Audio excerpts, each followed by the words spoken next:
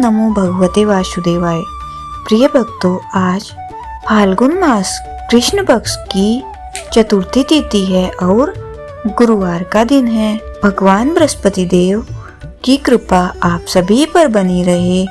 इसी के साथ आइए सुनते हैं बृहस्पतिवार की ये व्रत कथा। प्राचीन समय की बात है। एक बड़ा प्रतापी तथा दानी राजा था। वह प्रत्येक गुरुवार को व्रत रखता और पूजा करता था। यह उसकी रानी को अच्छा न लगता। न वह व्रत करती और न ही किसी को एक पैसा दान में देती। राजा को भी ऐसा करने से मना किया करती थी। एक समय की बात है कि राजा शिकार खेलने वन को चले गए। घर पर रानी और दासी थी। उस समय गुरु बृहस्पति साधु का रूप धारण कर राजा के दरवाजे पर भिक्षा मांगने आए। साधु ने रानी से भिक्षा मांगी तो वह कहने लगी, ये साधु महाराज, मैं इस दान और पुण्य से तंग आ गई हूँ। आप कोई ऐसा उपाय बताएं जिससे यह सारा धन नष्ट हो जाए और मैं आराम से रह सकूं। साधु रूपी बृहस्पति देव ने कहा, हे देवी, तुम बड़ी विचित्र हो। संतान और धन से तो कोई भी दुखी नहीं होता। अगर तुम्हारे पास इतना धन है तो उसे शुभ कार्यों में लगाओ जिससे तुम्हारे दोनों लोग सुधरें। परंतु साधु की इन बातों से रानी खुश नहीं हुई। उसने कहा, मुझे ऐसे धन की आवश्यकता नहीं जिसे मैं दान दूं तथा जिसको संभालने में ही मेरा सारा समय नष्ट हो जाए। साधु ने कहा, यदि तुम्हारी ऐसी इच्छा है तो जैसा मैं बताता हूँ तुम वैसा ही करना। बृहस्पतिवार के दिन तुम घर को गोबर से लीपना, अपने केशों को पीली मिट्टी से धोना, केशों को धोते समय स्नान करना, राजा से बोलना कि हजामत बनवाए, भोजन में मांस मदिरा खाना, कपड़ा धोबी के यहाँ धुलने डालना। इस प्रकार 7 बृहस्पतिवार करने से तुम्हारा समस्त धन नष्ट हो जाएगा। इतना कहकर साधु बने बृहस्पति देव अंतर्धान हो गए। साधु के कहे अनुसार करते हुए रानी को केवल 3 बृहस्पतिवार ही बीते थे कि उसकी समस्त धन संपत्ति नष्ट हो गई। भोजन के लिए परिवार तरसने लगा। एक दिन राजा रानी से बोला, हे रानी, तुम यहीं रहो, मैं दूसरे देश को जाता हूँ क्योंकि यहाँ पर मुझे सभी जानते हैं, इसलिए मैं यहाँ पर कोई छोटा कार्य नहीं कर सकता। ऐसा कहकर राजा परदेश चला गया। वहाँ वह जंगल से लकड़ी काट कर लाता और शहर में बेचता। इस तरह वह अपना जीवन व्यतीत करने लगा। इधर राजा के बिना रानी और दासी दुखी रहने लगी। एक समय जब रानी और दासियों को 7 दिन बिना भोजन के रहना पड़ा तो रानी ने अपनी दासी से कहा, हे दासी, पास ही के नगर में मेरी बहन रहती है। वह बड़ी धनवान है।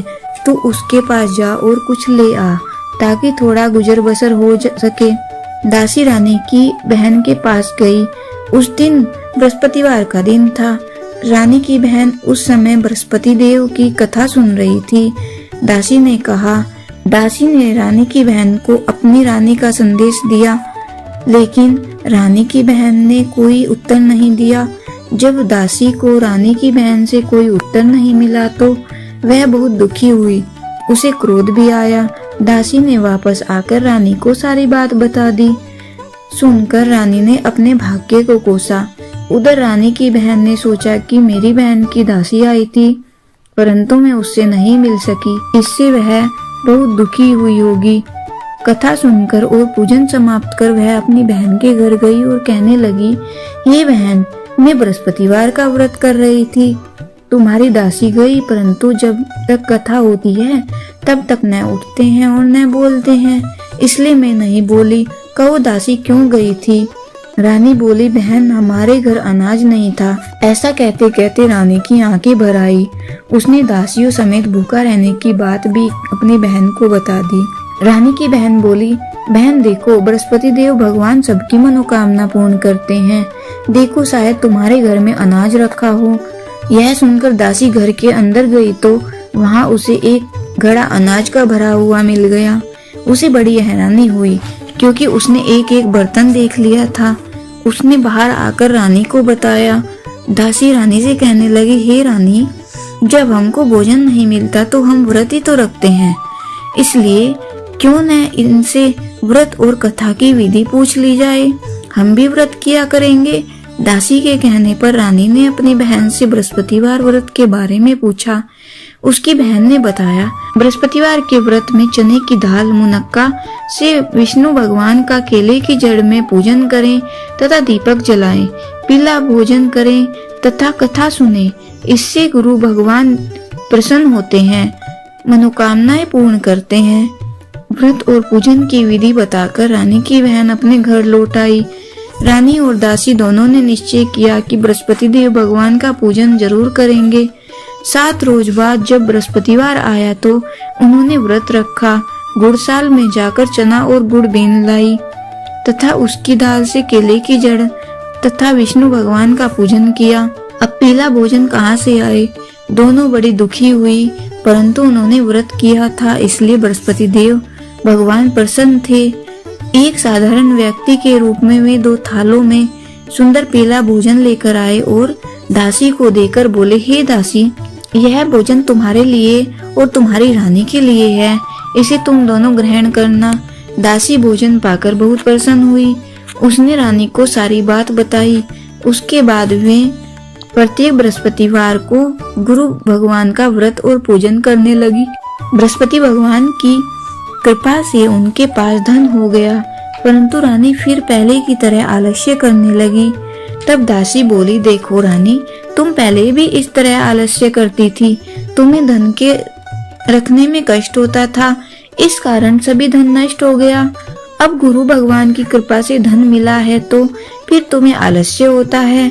बड़ी मुसीबतों के बाद हमने यह धन पाया है, इसलिए हमें दान पुण्य करना चाहिए। अब तुम भूखे मनुष्यों को भोजन कराओ, प्याऊ लगवाओ, ब्राह्मणों को दान दो, कुआं, तालाब, बावड़ी आदि का निर्माण कराओ, मंदिर पाठशाला बनवाकर ज्ञान दान दो, कुंवारी कन्याओं का विवाह करवाओ, अर्थात धन को शुभ कार्यों में खर्च करो, जिससे तुम्हारे कुल का यश बढ़े तथा स्वर्ग प्राप्त हो, पितर प्रसन्न हो। दासी की बात मानकर रानी शुभ कर्म करने लगी। उसका यश फैलने लगा। एक दिन रानी और दासी आपस में विचार करने लगी कि न जाने राजा किस दशा में होंगे, कहाँ होंगे, उनकी कोई खोज खबर ही नहीं मिलती। उन्होंने श्रद्धा पूर्वक गुरु बृहस्पति भगवान से प्रार्थना की कि राजा जहाँ भी हों शीघ्र वापस आ जाएं। उधर राजा प्रदेश में बहुत दुखी रहने लगा। वह प्रतिदिन जंगल से लकड़ी बीनकर लाता और उसे शहर में बेचकर अपने दुखी जीवन को बड़ी कठिनता से व्यतीत करता। एक दिन दुखी हो अपनी पुरानी बातों को याद करके वह रोने लगा और उदास हो गया। उसी समय राजा के पास बृहस्पति देव साधु के वेश में आकर बोले, हे लकड़हारे, तुम इस सुनसान जंगल में किस चिंता में बैठे हो, मुझे बतलाओ। यह सुन राजा के नेत्रों में जल भर आया। साधु की वंदना कर राजा ने अपनी संपूर्ण कहानी सुना दी। महात्मा दयालु होते हैं। वे राजा से बोले, हे राजा, तुम्हारी पत्नी ने बृहस्पति देव के प्रति अपराध किया था, जिसके कारण तुम्हारी यह दशा हुई। अब तुम चिंता मत करो, भगवान तुम्हें पहले से अधिक धन देंगे। देखो, तुम्हारी पत्नी ने बृहस्पतिवार का व्रत प्रारंभ कर दिया है। अब तुम भी बृहस्पतिवार का व्रत करके चने की दाल गुड़ जल के लोटे में डालकर केले का पूजन करो, फिर कथा कहो या सुनो।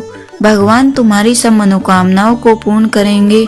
साधु की बात सुनकर राजा बोला, हे प्रभु, लकड़ी बेचकर तो इतना पैसा भी नहीं बचता जिससे भोजन के उपरांत कुछ बचा सकूं। मैंने रात्रि में अपनी रानी को व्याकुल देखा है। मेरे पास कोई साधन नहीं है जिससे उसका समाचार जान सकूं। फिर मैं कौन सी कहानी कहूं, यह भी मुझको मालूम नहीं है। साधु ने कहा, हे राजा, मन में बृहस्पति भगवान के पूजन व्रत का निश्चय करो। वे स्वयं तुम्हारे लिए कोई राह बना देंगे। बृहस्पतिवार के दिन तुम रोजाना की तरह लकड़ियां लेकर शहर में जाना। तुम्हें रोज से 2 गुना धन मिलेगा, जिससे तुम भली भांति भोजन कर लोगे तथा बृहस्पति देव की पूजा का सामान भी आ जाएगा। जो तुमने बृहस्पतिवार की कहानी के बारे में पूछा है वह इस प्रकार है। प्राचीन काल में एक बहुत ही निर्धन ब्राह्मण था। उसके कोई संतान नहीं थी। वह नित्य प्रति पूजा पाठ करता था। उसकी पत्नी न स्नान करती और न किसी देवता का पूजन करती थी। इस कारण ब्राह्मण देवता बहुत दुखी रहते थे। भगवान की कृपा से ब्राह्मण के यहाँ एक कन्या उत्पन्न हुई। कन्या बड़ी होने लगी। प्रातः स्नान करके वह भगवान विष्णु का जप करती, बृहस्पतिवार का व्रत भी करने लगी। पूजा पाठ समाप्त कर पाठशाला को जाती तो अपनी मुट्ठी में जौ भर के ले आती और पाठशाला के मार्ग में डालती जाती। लौटते समय वही जौ स्वर्ण के हो जाते और उनको बीनकर घर ले आती। एक दिन वह बालिका सूप में उन सोने के जौ को फटक कर साफ कर रही थी। तभी उसकी माँ ने देख लिया और कहा कि हे बेटी, सोने के जौ को फटकने के लिए सोने का सूप भी तो होना चाहिए। परंतु उसकी माँ का वही ढंग रहा। एक दिन की बात है, कन्या सोने के सूप में जब जौ साफ कर रही थी, उस समय उस नगर का राजकुमार वहां से निकला। कन्या के रूप में कार्य को देखकर वह उस पर मोहित हो गया। राजमहल आकर वह भोजन तथा जल त्याग कर उदास होकर लेट गया। राजा को जब राजकुमार द्वारा अंजल त्यागने का समाचार ज्ञात हुआ तो अपने मंत्रियों के साथ वह अपने पुत्र के पास गया और कारण पूछा।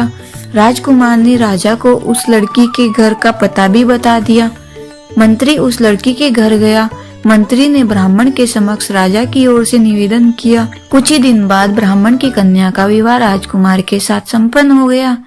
कन्या के घर से जाते ही ब्राह्मण के घर में पहले की भांति गरीबी का निवास हो गया।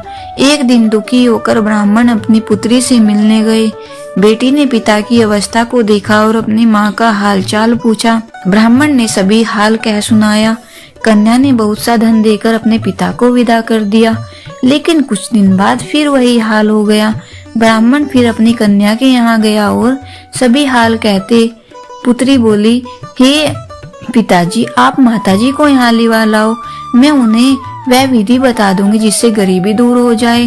ब्राह्मण देवता अपनी स्त्री को साथ लेकर अपनी पुत्री के पास राजमहल पहुँचे तो पुत्री अपनी माँ को समझाने लगी, हे माँ, तुम प्रातःकाल स्नान आदि करके विष्णु भगवान का पूजन करो तो सब दरिद्रता दूर हो जाएंगी।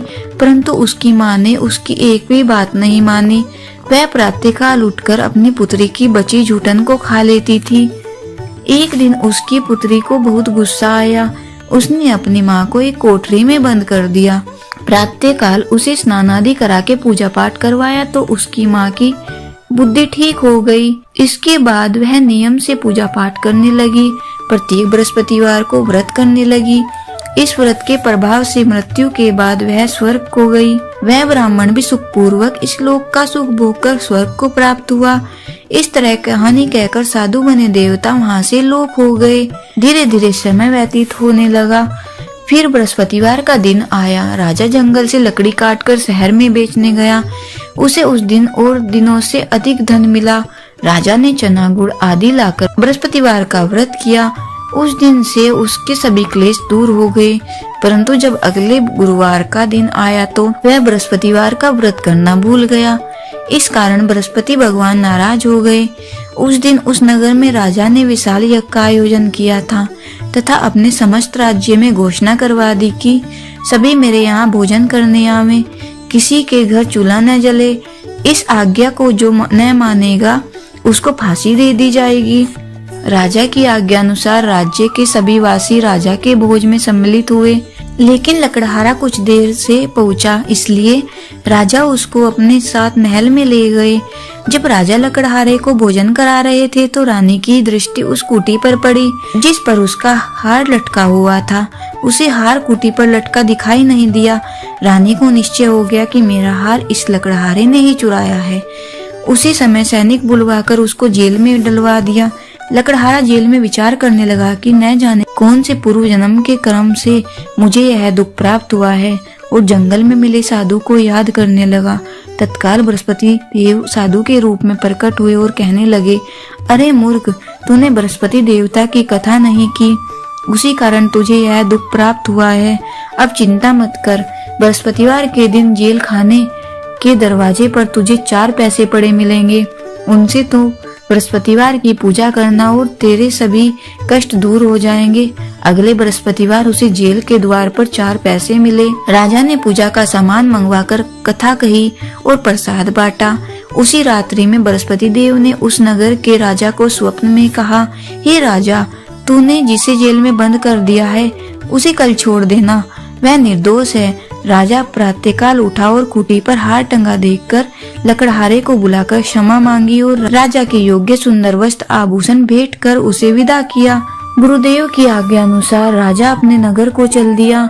राजा जब नगर के निकट पहुंचा तो उसे बड़ा ही आश्चर्य हुआ। नगर में पहले जैसे अधिक बाग, तालाब और कुएं तथा बहुत सी धर्मशालाएं, मंदिर आदि बने हुए थे। राजा ने पूछा, यह किसका बाग है और धर्मशालाएं हैं? तब नगर के सब लोग कहने लगे कि यह सब रानी और दासी द्वारा बनाए गए हैं। राजा को आश्चर्य हुआ और गुस्सा भी आया। उसकी अनुपस्थिति में रानी के पास धन कहाँ से आया होगा?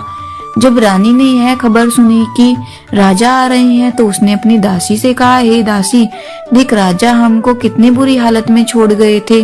वह हमारी ऐसी हालत देखकर लौट न जाएं, इसलिए तू दरवाजे पर खड़ी हो जा। रानी की आज्ञा अनुसार दासी दरवाजे पर खड़ी हो गई और जब राजा आए तो उन्हें अपने साथ महल में लिवा लाई। तब राजा ने क्रोध करके अपनी तलवार निकाली और पूछने लगा, बताओ यह धन तुम्हें कैसे प्राप्त हुआ है? तब रानी ने सारी कथा कह सुनाई। राजा ने निश्चय किया कि मैं रोजाना दिन में 3 बार कहानी कहा करूंगा और रोज व्रत किया करूंगा। अब हर समय राजा दुपट्टे में चने की दाल बंधी रहती तथा दिन में 3 बार कथा कहता। एक रोज राजा ने विचार किया कि चलो अपनी बहन के यहाँ हो आऊं। इस तरह निश्चय कर राजा घोड़े पर सवार हो अपनी बहन के यहाँ चल दिया। मार्ग में उसने देखा कि कुछ आदमी एक मुर्दे को लिए जा रहे हैं। उन्हें रोककर राजा कहने लगा, अरे भाइयों, मेरी बृहस्पतिवार की कथा सुन लो।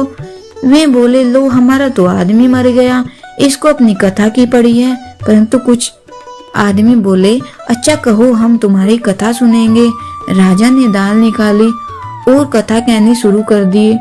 जब आधी कथा हुई तो मुर्दा हिलने लगा और जब कथा समाप्त हुई थी राम राम कहकर मुर्दा खड़ा हो गया। राजा आगे बढ़ा और उसे चलते चलते शाम हो गई। आगे मार्ग में एक किसान खेत में हल चलाता मिला। राजा ने उससे कथा सुनने का आग्रह किया, लेकिन वह नहीं माना। राजा आगे चल पड़ा। राजा के हटते ही बैल पछाड़ खाकर गिर पड़े तथा किसान के पेट में बहुत तेज दर्द होने लगा। उसी समय किसान की माँ रोटी लेकर आई। उसने जब देखा तो अपने पुत्र से सब हाल पूछा। बेटे ने सभी हाल बता दिया।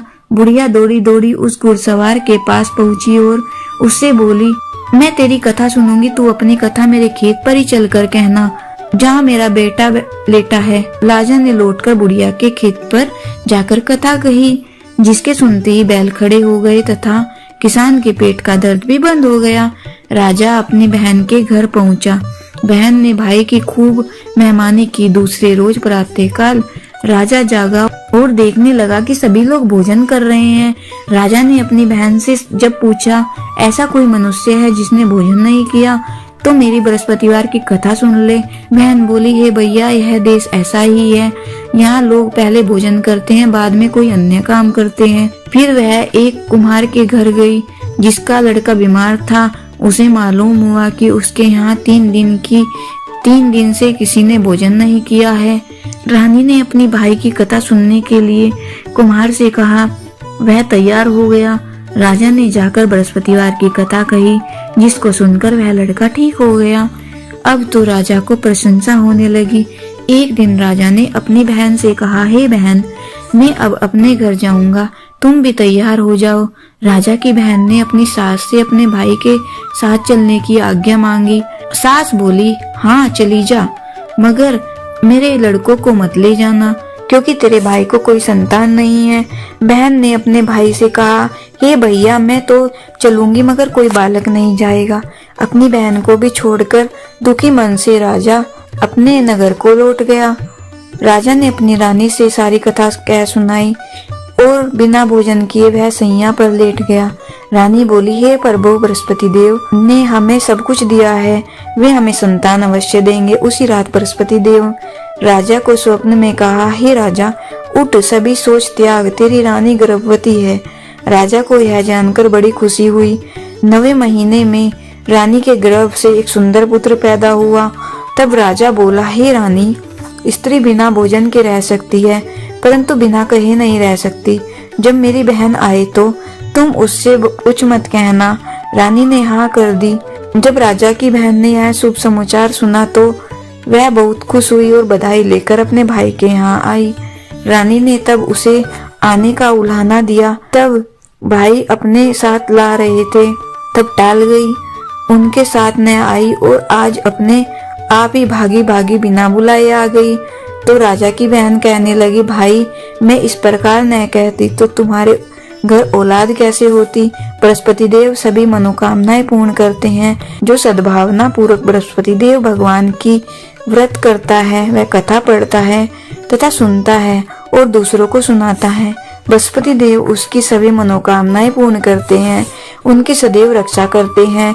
जो संसार में सद्भावना से गुरुवार का पूजन एवं व्रत सच्चे हृदय से करता है, उनकी सभी मनोकामनाएं वैसे ही पूर्ण होती हैं जैसी सच्ची भावना से रानी और राजा ने बृहस्पति देव की कथा का गुणगान किया तो उनकी सभी इच्छाएं बृहस्पति देव जी ने पूर्ण की।